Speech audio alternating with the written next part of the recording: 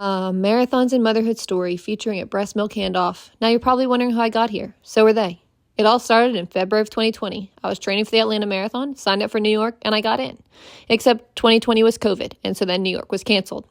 Luckily, I was able to defer my entry to 2023, and then I got pregnant. This threw all of my running and racing plans for a loop, so I re-deferred to 2022.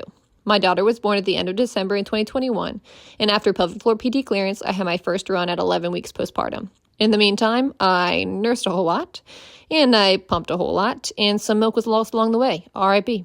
We had our first family run together. My daughter was 7 months old, and my husband was so hyped that he signed up for the New York City lottery, and he got in.